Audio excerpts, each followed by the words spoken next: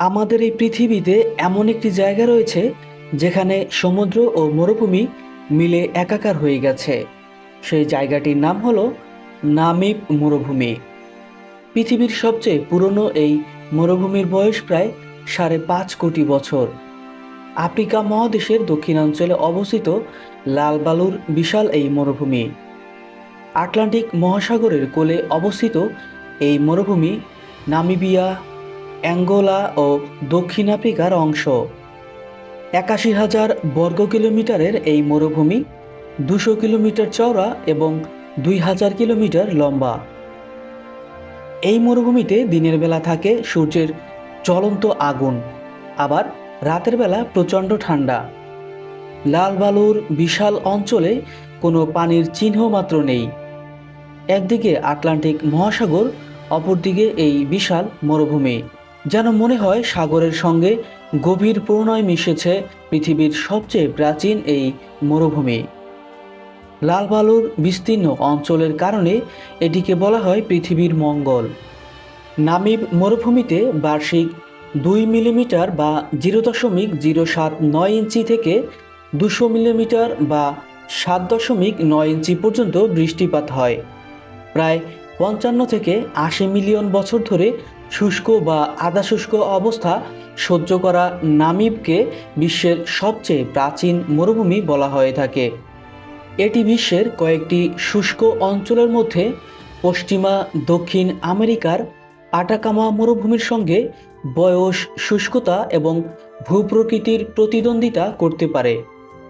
মরুভূমিটি উপকূলের কাছাকাছি বালি সাগর নিয়ে গঠিত। এর নুড়ি পাথর, মৃত্তিকা ও ছড়িয়ে ছিটিয়ে থাকা পাহাড়ের তৃণ বা বৃক্ষ আচ্ছাদনগুলি এটিকে এক স্বতন্ত্র রূপ দান করেছে। বালিয়াড়িগুলো 300 মিটার বা 980 ফুটের মতো উঁচু এবং 32 কিলোমিটার বা 20 মাইল দীর্ঘ। উত্তরাঞ্চলের ওভাইম্বা ও ওভাজিম্বা, হেরেরো এবং কেন্দ্রীয় অঞ্চলের ডপনার নামসহ বেশ কয়েকটি ছোট বসতি এবং আদিবাসী পশুচারী গোষ্ঠী ছাড়া নামিব প্রায় সম্পূর্ণভাবে মানব বসতিহীন মরুভূমি। মরুভূমিতে উদ্ভিদ ও প্রাণীদের বেশ কয়েকটি অস্বাভাবিক প্রজাতি পাওয়া যায়, যা বেশিরভাগই স্থানীয় এলাকার নির্দিষ্ট জলবায়ুতে রূপান্তরিত এবং অত্যন্ত উপযোগী।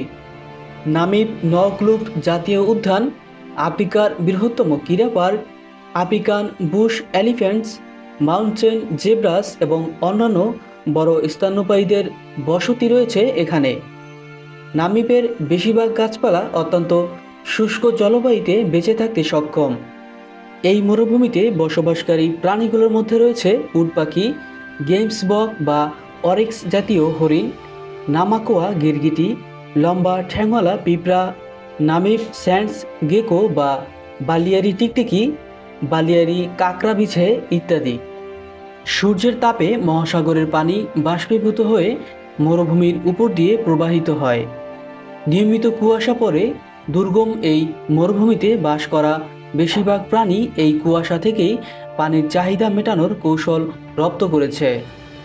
এই অসাধারণ কৌশলের ফলেই তারা মরুভূমিতে টিকে রয়েছে।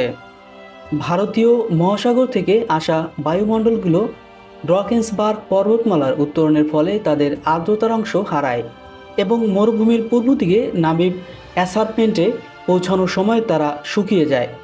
অন্যদিকে আটলান্টিক মহাসাগর থেকে আসা বাতাস পূর্ব থেকে গরম বাতাসে চাপা পড়ে।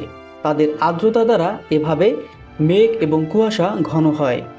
মহাসাগরের কাছ থেকে আসা এবং উপকূল বারবার এটি নিয়মিত ঘটনা এবং নামিবের প্রাণী ও উদ্ভিদের জীবনচক্রের অধিকাংশেরই পানির উৎস হিসেবে কাজ করে এই কুয়াশা। অদ্ভুত হলেও সত্য, নামিব মরুভূমিতে 90 থেকে 150টি বন্যঘোড়া রয়েছে। জনশূন্য মরুভূমিতে চরে বেড়ানো এই ঘোড়াগুলো যেন বিচ্ছিন্ন এক দ্বীপের বাসিন্দা। কিভাবে তারা এই জনবিরল জায়গায় এসে পড়েছিল তা নিয়ে বহু মতভেদ রয়েছে। তবে বেশিরভাগ মানুষেরই ধারণা ঘোড়াগুলো নিয়ে এসেছিল জার্মান সেনাবাহিনী। বর্তমান পৃথিবীর দ্রুত পরিবর্তন ঘটেছে। মরুভূমিগুলো ক্রমশ বৃহৎ এবং অধিকতর উত্তপ্ত ও শুষ্ক হয়ে পড়েছে। ভবিষ্যতে এখানকার প্রাণীদের টিকে থাকতে হলে নতুন নতুন কৌশল অবলম্বন করতে হবে। পৃথিবীর সবচেয়ে পুরনো নামিব মরুভূমি সম্পর্কে কিছু সংক্ষিপ্ত জানা অজানা তথ্য আপনাদের সামনে তুলে ধরার চেষ্টা করেছি। এই ভিডিওটি যদি আপনাদের ভালো লেগে থাকে তাহলে ভিডিওটি লাইক, কমেন্ট, শেয়ার করে দিন। আর এই ধরনের ভিডিওগুলো যদি আপনার ভালো লেগে থাকে তাহলে এই চ্যানেলটি সাবস্ক্রাইব করে রাখুন পরবর্তী ভিডিওগুলো সবার আগে পাওয়ার জন্য।